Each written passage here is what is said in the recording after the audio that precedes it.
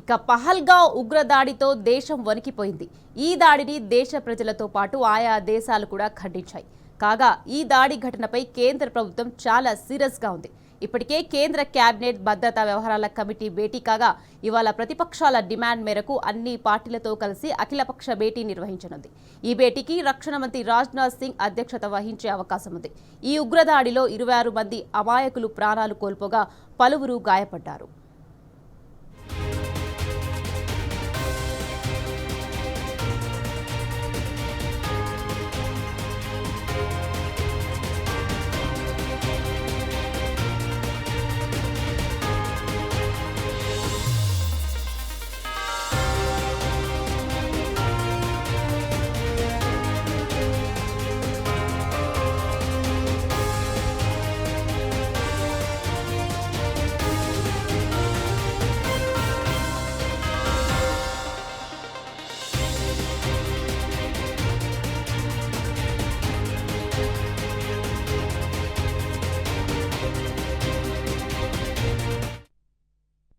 పహల్గావ్ ఉగ్రదాడితో దేశం వణికిపోయింది. ఈ దాడిని దేశ ప్రజలతో పాటు ఆయా దేశాలు కూడా ఖండించాయి.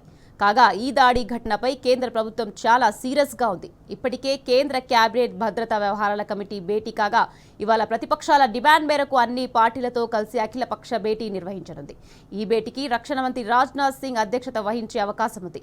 ఈ ఉగ్రదాడిలో 26 మంది అమాయకులు ప్రాణాలు కోల్పోగా పలువురు గాయపడ్డారు.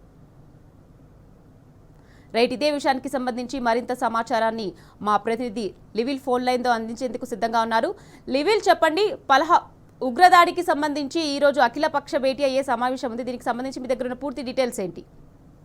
3 రోజుల క్రితం ఏదైతే జమ్మూ కాశ్మీర్ లో జరిగిన ఉగ్రదాడికి సంబంధించి కేంద్ర ప్రభుత్వం వరుస సమీక్ష సమావేశాలు నిర్వహిస్తుంది. అందులో భాగంగానే మొన్న హోంమంత్రి అమిత్ షా భద్రతా దళాలతో సమీక్ష చేశారు. నిన్న ప్రధానమంత్రి సైతం దీనిపైనే సమీక్ష సమావేశం నిర్వహించారు.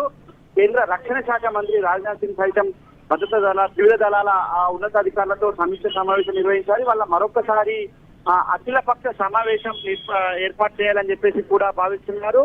దేశ ప్రజలతో పాటు ఆయా దేశాలు కూడా దీన్ని ఖండించాయి.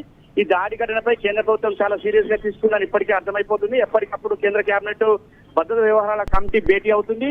ఇవాళ మరోసారి ప్రతిపక్షాల డిమాండ్ మేరకు అన్ని పార్టీల సమావేశం నిర్వహించాలని చెప్పేసి కూడా ఈ సందర్భంగా నిర్ణయం తీసుకుని కేంద్ర ప్రభుత్వం దీనికి రక్షణ శాఖ మంత్రి రాజ్నాథ్ సింగ్ అధ్యక్షత వహించనున్నారు. ఈ రక్షణ శాఖ మంత్రి రాజ్నాథ్ సింగ్ నేతృత్వంలో జరగనున్న ఈ అఖిలపక్ష సమావేశంలో భవిష్యత్తు కార్యాచరణ ఏంటి, ఉగ్రవాదుల ఏరివేతకు తీసుకోవాల్సిన అంశాలపైన కూడా ప్రధానంగా చర్చించే అవకాశం ఉంది. అంతేకాకుండా ఇంత ముందుకు ఏదైతే గతంలో జరిగిన దాడులు కావచ్చు, నిన్న ఏదైతే పహల్గామ్ లో జరిగిన దాడి కావచ్చు, గతంలో పుల్వామా దాడి కావచ్చు, ఈ దాడులు అన్నిటి నేపథ్యంలో మరొకసారి కీలకమైన సమావేశం అని చెప్పుకోవచ్చు. ఈ సమావేశంలో పలు అంశాలపైన చర్చిస్తారు. ఇప్పటికే పాకిస్తాన్ సంబంధించిన దేశీయ పౌరులను దేశం విడిచి వెళ్లిపోవాలని ఆదేశాలు జారీ చేయడం కావచ్చు, అట్టారీ బార్డర్ ని క్లోజ్ చేయడము, సింధు జలాలకు సంబంధించిన అంశాలను ఇప్పటికే నీటి కేటాయింపులకు సంబంధించి తెరదెంపు చేసుకోవడం, అన్ని అంశాలను కూడా మరొకసారి అఖిలపక్ష భేటీలో ప్రస్తావించనున్నారు. ఈ భేటీలో పలు కీలక అంశాలపైన కూడా ఆదేశాలు జారీ చేసే అవకాశం ఉంది. అఖిలపక్ష పార్టీలకు అన్నిటికీ కూడా కేంద్ర రక్షణ శాఖ మంత్రి రాజ్నాథ్ సింగ్ వివరించే అవకాశం ఉంది. అయితే భవిష్యత్తు అంటే ఉగ్రవాదాలను ఏర్పడడానికి ఎలాంటి చర్యలు తీసుకోవాలి, ఎలా ముందుకెళ్లాలి, దానికి సంబంధించి సలహాలు సూచనలు కూడా అఖిలపక్ష పార్టీల నుంచి స్వీకరించనున్నారు. అందుకు అనుగుణంగానే అఖిలపక్ష సమావేశం కొనసాగనుంది.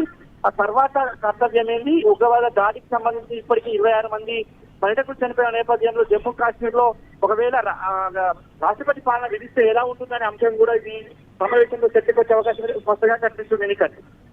Right, thank you లివిల్.